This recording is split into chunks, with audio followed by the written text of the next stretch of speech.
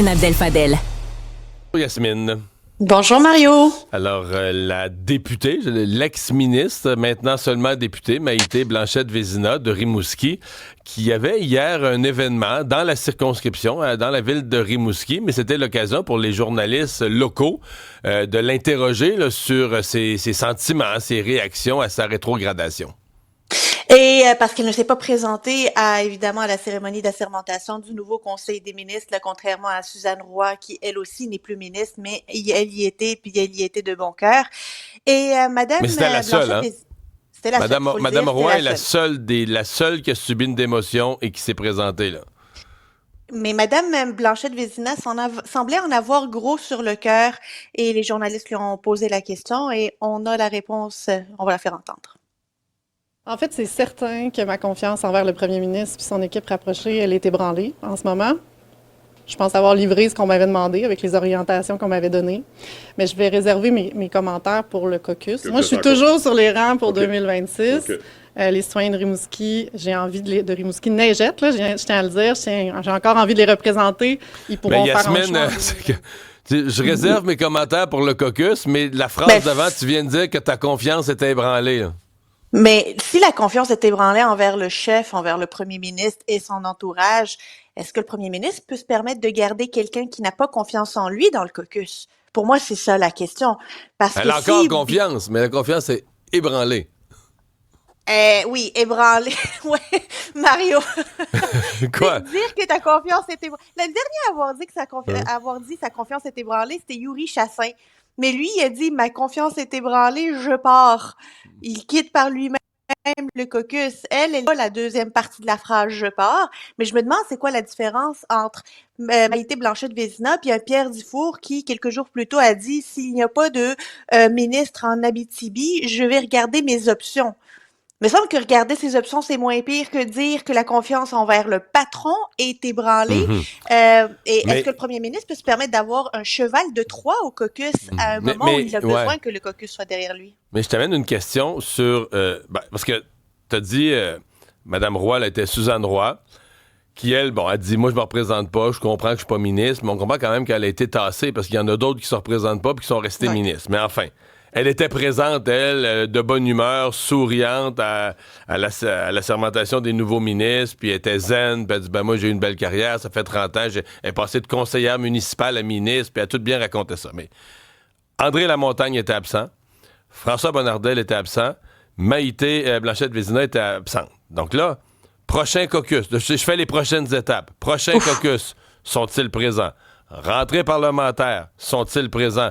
À mon avis, François Legault va être comme pogné avec cet enjeu-là là, pour les prochains événements du parti, du gouvernement, où les journalistes vont toujours être à l'affût de savoir qui vient, qui se présente pas. Puis là, quand tu vas en avoir un, mettons, qui était pas là à cet événement-là, pas là à l'autre, pas là à la rentrée parlementaire, pas là au caucus, ça va devenir lourd, non? Oui, ça va devenir lourd, mais je te dirais pour moi, il y a une difficulté, voire une gravité supplémentaire dans le cas de Maïté Blanchette-Vézina, parce que le dire dans l'intérieur du caucus est une chose, le dire aux médias en est une autre, que la confiance est ébranlée. Et la prochaine fois qu'elle va vouloir rentrer au caucus, au prochain caucus, la première question qu'ils vont lui poser, est-ce que votre confiance est toujours ébranlée? Et moi, j'ai hâte d'entendre ça.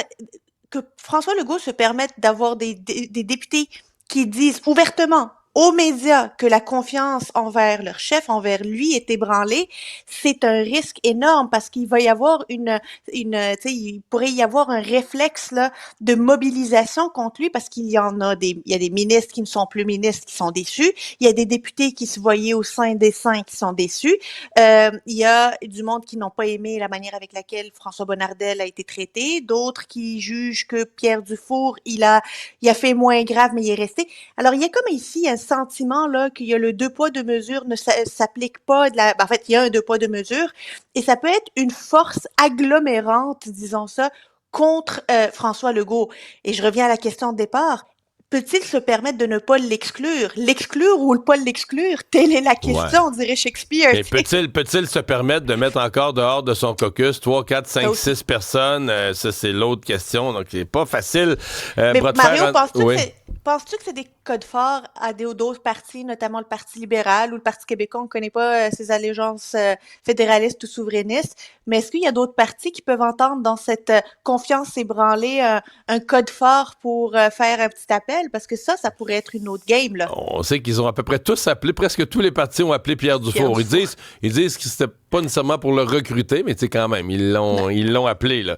Bras de fer entre Christian Dubé et les médecins spécialistes. Les médecins spécialistes, hier, qui ont convoqué la presse pour annoncer des moyens de pression accentués.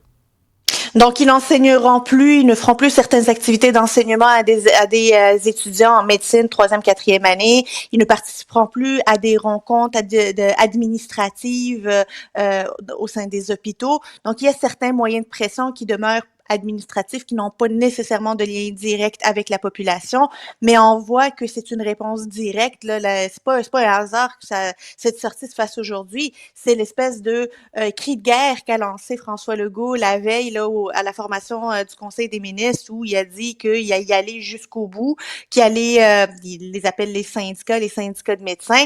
Et on assiste à quelque chose que je te dirais, Mario, qui est malsain.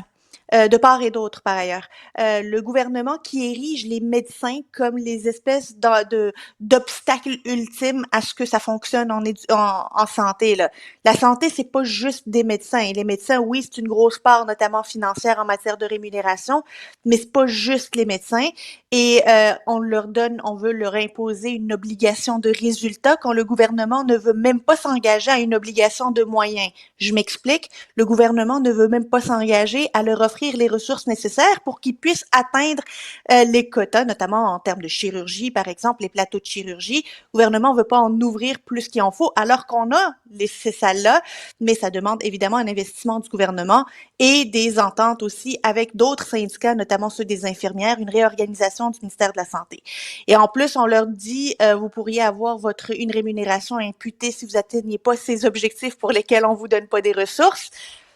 Mais, là, quand on pose la question, mais pourquoi ils porteraient tout ce poids-là sur leurs épaules? On dit, Yasmine, même les cas de Santé Québec pourraient pourraient être finalement pénalisés dans leur rémunération s'ils atteignent pas l'objectif. Oui, mais attends, ne pas pénaliser du monde financièrement, en quoi ça aide le patient qui attend dans une salle d'urgence ou attend dans une liste d'attente pour sa chirurgie de la hanche depuis je ne sais combien de mois? J'ai l'impression qu'on a perdu de vue ici le fait de servir les citoyens, puis il s'agit ici d'une guerre où qui va casser l'autre. Le gouvernement veut être le premier à casser les syndicats de médecins, comme il les appelle, et les médecins qui sont très puissants, les fédérations de médecins qui sont très puissantes, veulent casser le gouvernement puis dire vous avez déjà un genou à terre. Si c'est juste à nous, là, on va vous enlever le deuxième genou aussi. Et j'ai l'impression qu'on a complètement oublié ici le service aux citoyens et aux patients. Conférence de presse, c'est juste une remarque. La conférence de presse des médecins spécialistes hier, c'est rare qu'ils ont fait ça. Ils étaient vraiment très nombreux. C'est-à-dire que derrière leur président, le docteur Oliva, il y avait 20-25 personnes. Il y avait à peu près, les responsables probablement de toutes les fédérations, de toutes les spécialités et tout ça. Une couple de personnes qui n'ont pas aimé ça, qui ont dit, ben là, on comprend qu'il y a des représentants syndicaux, là, des porte-parole des médecins, mais les autres, ils devraient aller soigner le monde.